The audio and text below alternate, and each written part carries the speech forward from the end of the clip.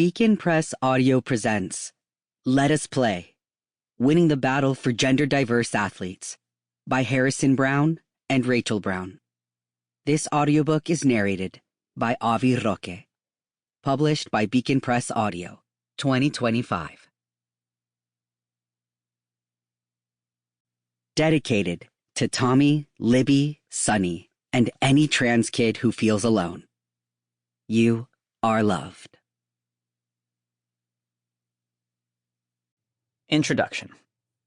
She shoots, he scores. You ready? The doctor asked as he took a seat across from me in his office, syringe poised. Yep, I replied tentatively. Okay. 1, 2, 3. He jabbed my outer right thigh an inch and a half deep into my muscles. It all felt so sudden. Even though I'd spent a long time mentally preparing for this, I'd never had a shot in my leg before. Almost immediately, it felt achy. Then my ears started ringing. It was a vivid point of no return. I watched as the doctor pushed the thick liquid into my body, testosterone. As soon as that first drop of testosterone hit my bloodstream, I said goodbye to my life as a professional hockey player and my identity as an elite athlete. It hurt. As a kid, I always played women's sports. I really didn't think too much about how men and women are divided in athletics. I played on the women's and girls' side without question. As someone who was born a girl and lived my childhood as one, I didn't know there were any other options. I was celebrated as a woman athlete, and the more I accomplished, the deeper it became interwoven with my own identity, how people viewed me, and ultimately, my place in the world. Hockey was also my happy place, and it was where I learned to push myself and thrive alongside other people in a team environment. It was home. In less than a decade, I had gone from putting on my very first pair of hockey skates and falling flat on my face to being selected to represent my country on Team Canada in the 2011 Under-18 Women's World Championship in Stockholm, Sweden. To understand the crossroads I was at before I took testosterone in 2018, after my professional hockey career, we must go back to my days as a college athlete. At the time that I entered college, in 2011, professional women's hockey players were getting paid nothing. They were all essentially volunteers. The pinnacle of achievement in women's hockey at that time was either playing for the national team and representing your country in international competitions, or getting a coveted full-ride scholarship at an American college. I'd achieved both, and knew I was locked into women's hockey for at least 4 years, while I completed my college studies. I'd worked my entire life for this, so the thought of jeopardizing it to undergo gender-affirming surgery or take hormones wasn't remotely fathomable. While I was playing hockey for the University of Maine Black Bears, I wasn't aware of any trans college athletes, or any policy for trans inclusion that existed. But in any case, I wasn't looking for such answers, as I had decided to remain closeted to the general public, at least. It turns out there was indeed an NCAA policy that was in place at the time that had been implemented in 2011, just before I enrolled. That policy, considered groundbreaking, was created after a basketball player on the women's team at George Washington University named Kaya Lums came out as a trans man, becoming the first trans NCAA Division I athlete. I decided to do it because I felt uncomfortable not being able to be myself, Lums told reporters. I didn't know about Alum's story until after I'd come out, but I wish I knew about it sooner.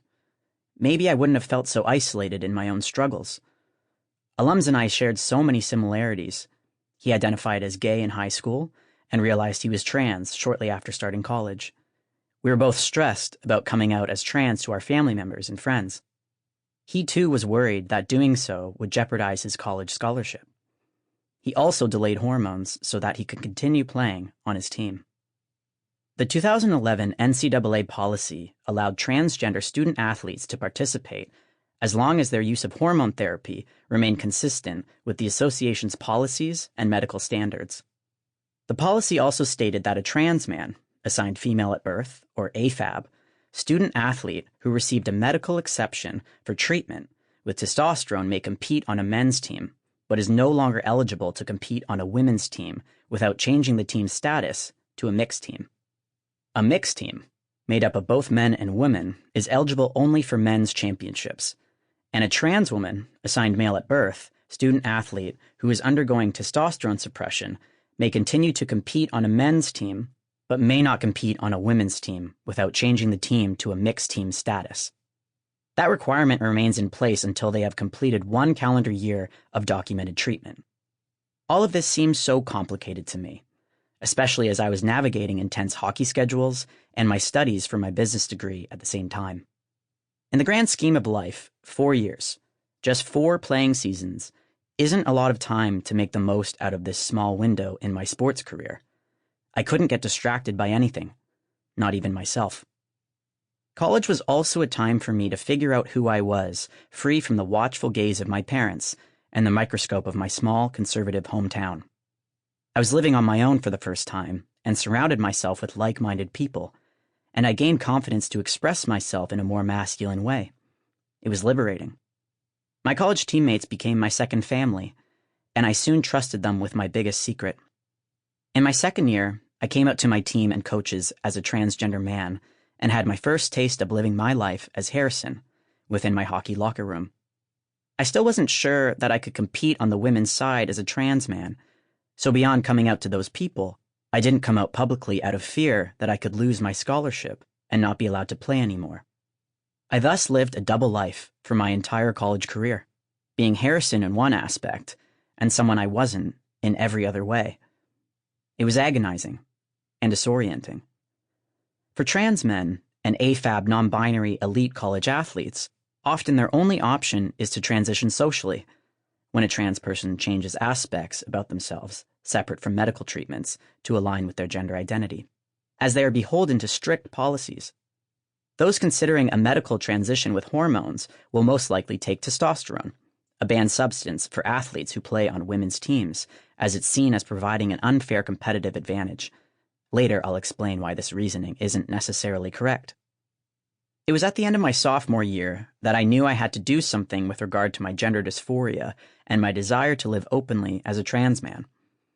But as I've said, hormones were absolutely out of the question.